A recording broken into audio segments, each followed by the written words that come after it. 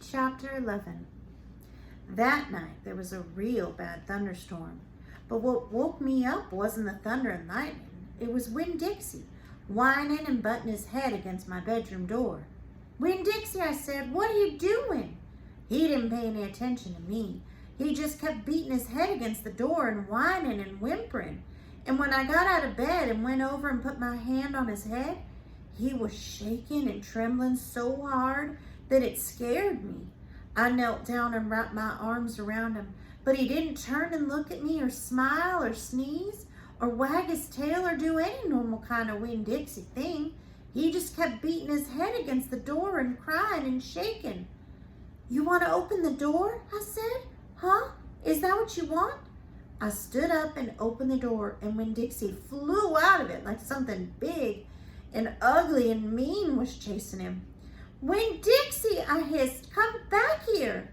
I didn't want him going and waking the preacher up, but it was too late. Winn-Dixie was already at the other end of the trailer in the preacher's room. I could tell because there was a spring sound that must have come from Winn-Dixie jumping on the bed, and then there was a sound from the preacher like he was real surprised. But none of that lasted long because Winn-Dixie came tearing back out of the preacher's room, panting and running like crazy. I tried to grab him, but he was going so fast. "Opal," said the preacher, and he was standing at the door to his bedroom, and his hair was all kind of wild on top of his head, and he was looking around like he wasn't sure where he was. "Opal, what's going on?" "I don't know," I told him. But just then there was a huge crack of thunder, and one so loud that it shook the whole trailer.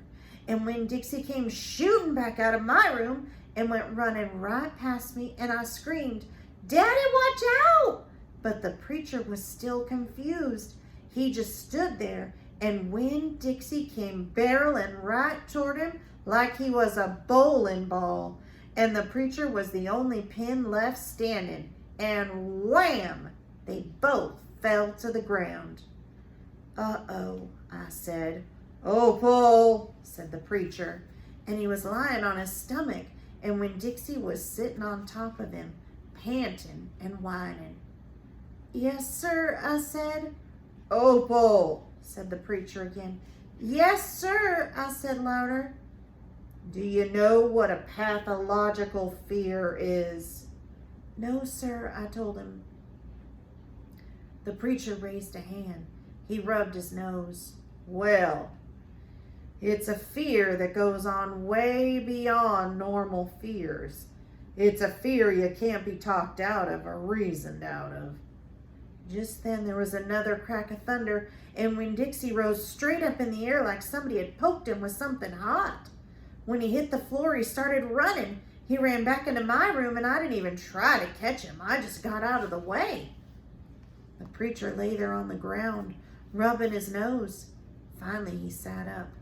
"Opal, I believe Winn-Dixie has a pathological fear of thunderstorms."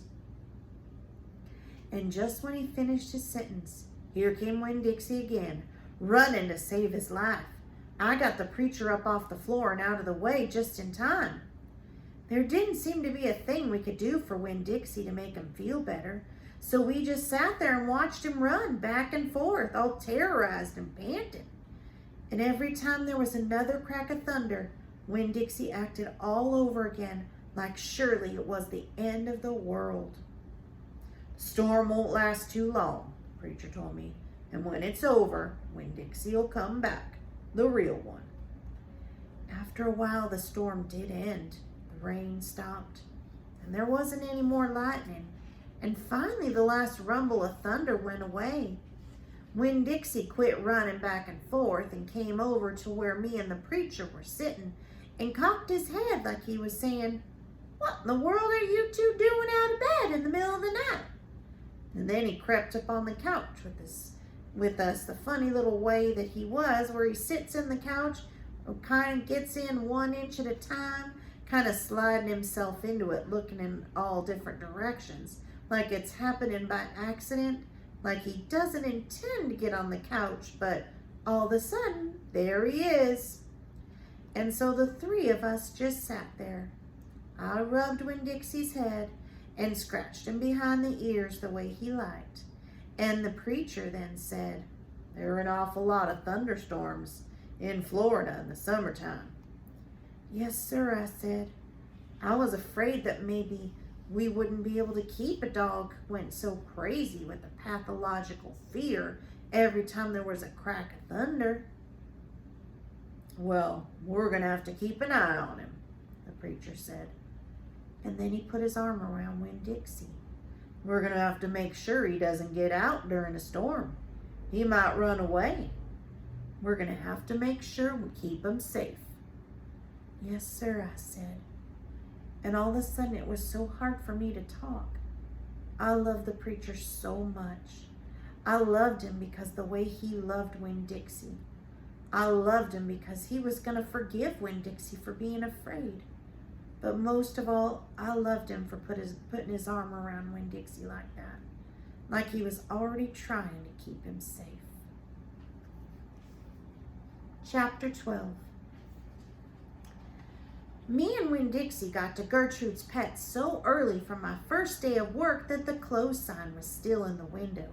But when I pushed on the door, it swung open, so we went inside. I was about to call out to Otis when we were there, but then I heard music. It was the prettiest music I'd ever heard in my life. I looked around to see where it was coming from, and that's where I noticed all the animals were out of their cages. There were rabbits and hamsters and gerbils and mice and birds and lizards and snakes, and they were all just sitting there on the floor like they had turned to stone. And Otis was standing in the middle of them. He was playing a guitar, and he had on a skinny, pointed-toed cowboy boots, and he was tapping them while he was playing the music. His eyes were closed, and he was smiling. Winn-Dixie got a dreamy look on his face.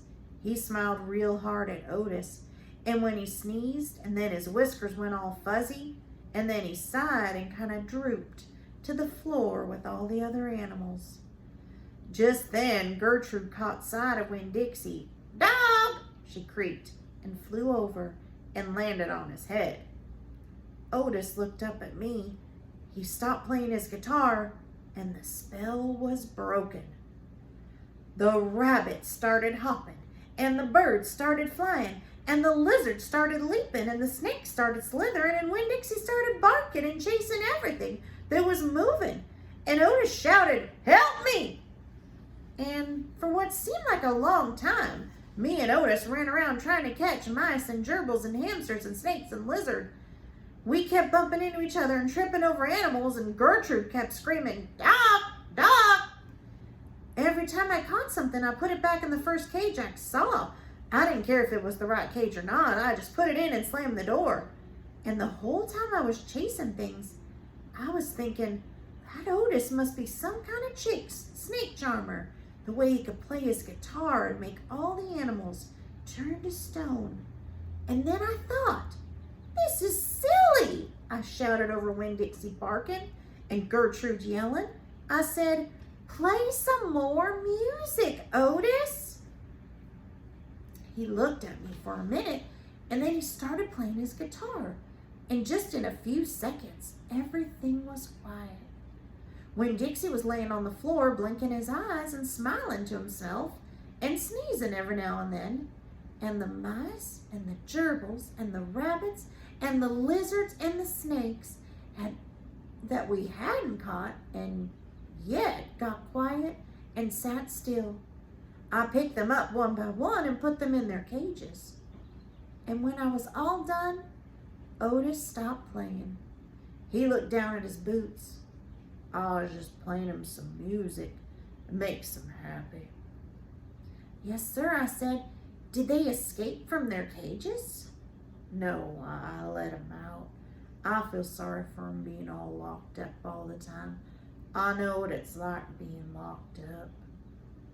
"You do?" I asked. "I've been in jail," Otis said. And he looked at me real quick and then looked back down at his boots. "You have?" I asked. Never mind, said Otis. Aren't you here to sweep the floor? Yes, sir, I told him. And he walked over to the counter and started digging through a pile of things. And finally he came up with a broom. Here, he said, you should start sweeping. Only he must have gotten confused because he was holding out his guitar to me instead of a broom. With your guitar? I asked. He blushed and handed me the broom, and I started to work. I'm a good sweeper. I swept the whole store and then dusted some of the shelves. The whole time I worked, Winn-Dixie followed me, and Gertrude followed him, flying behind him and sitting on his head and his back and croaking real quiet to herself, "Dog, dog." And when I was done, Otis thanked me. I left Gertrude's Pets thinking about how the preacher probably wouldn't like it very much that I was working for a criminal. Sweetie Pie Thomas was waiting for me right out front. "I seen that," she said, and she stood there and sucked on her knuckle and stared at me. "Seen what?" I said. "I seen all them animals out in their cages and keep them real still. Is that man magic?" she asked. "Kind of," I told her. She hugged Winn-Dixie around the neck. "Just like this grocery store dog, right?" "Right," I said. I started walking and Sweetie Pie took her knuckle out of her mouth and put her hand in mine. "Are you coming to my birthday party?" "I surely am," I told her. "The theme is pink," she said. "I know it," I told her. "I gotta go," she said all of a sudden. "I gotta go home and tell my mama what I seen. I live right down there in that yellow house. That's my mama on the porch. You see her? She's waving at you." I waved at the woman on the porch and she waved back. And I watched Sweetie Pie run off to tell her mama about Otis being a magic man. It made me think about my mama and how I wished I could tell her the story about Otis charming all the animals. I was collecting stories for her. I would also tell her about Miss Franny and the bear and about meeting Gloria Dump and believing for just a minute that she was a witch. I had a feeling that those were the kind of stories my mama would like, the kind that would make her laugh out loud, the way the preacher said she liked to laugh. Chapter 13. Me and Winn-Dixie got into a daily routine where we would leave the trailer early in the morning and get down to Gertrude's Pets in time to hear Otis play his guitar for the animals. Sometimes Sweetie Pie snuck in for the concert too. She sat on the floor and wrapped her arms around Winn-Dixie and rocked him back and forth like he was a big old teddy bear. And then when the music was over, she would walk around trying to pick out which pet she wanted. But she always gave up and went home because the only thing she really wanted was a dog like Winn-Dixie. After she was gone, I would sweep and clean up and even rearrange some of Otis's shelves because he didn't have an eye for arranging things and I did. And when I was done, Otis would write down my time in a notebook that he had marked on the outside. 1 red leather collar, 1 red leather leash. And the whole time, he did not in any way ever act like a criminal. After working at Gertrude's Pets, me and Winn-Dixie would go over to the Herman W. Block Memorial Library and talk to Miss Franny Block and listen to her tell us a story. But my favorite place to be that summer was in Gloria Dump's yard. And I figured it was Winn-Dixie's favorite place too, because when we got to the last block before her house, Winn-Dixie would break away from my back and start for all he was worth, heading to Gloria Dump's backyard and his spoonful of peanut butter. Sometimes Dunlop and Stevie Dewberry would follow me. They would holler, "There goes the preacher's daughter visiting the witch." "She's not a witch," I told them, and it made me mad. The way they wouldn't listen to me and kept on believing whatever they wanted to believe about Gloria Dump. One time Stevie said to me, My mama says you shouldn't be spending all your time cooped up in that pet shop and the library sitting around talking with old ladies.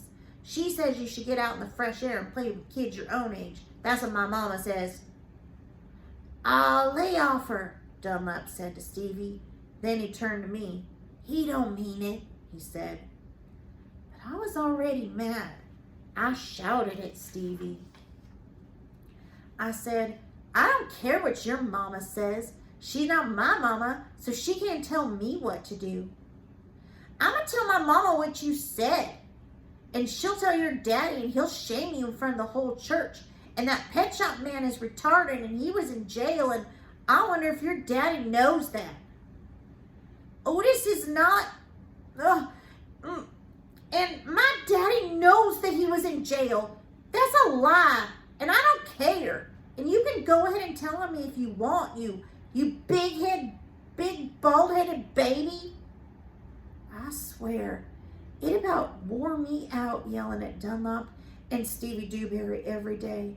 By the time I got to Gloria Dump's yard, I felt like a soldier who had been fighting a hard battle. Gloria would make me a peanut butter sandwich straight off, and then she would pour me a cup of coffee with half coffee and half milk, and that would refresh me. Why don't you play with them boys? Gloria asked me. Because they're ignorant, I told her. They still think you're a witch. Doesn't matter how many times I tell them you're not. Oh, they're just trying to make friends with you in a roundabout way, Gloria said. I don't want to be their friend, I said. It might be fun having them two boys for friends. I'd rather talk to you, I said. They're stupid and mean, and they're boys. Gloria would shake her head and sigh, and then she would ask me what was going on in the world, and did I have any stories to tell her. And I always did.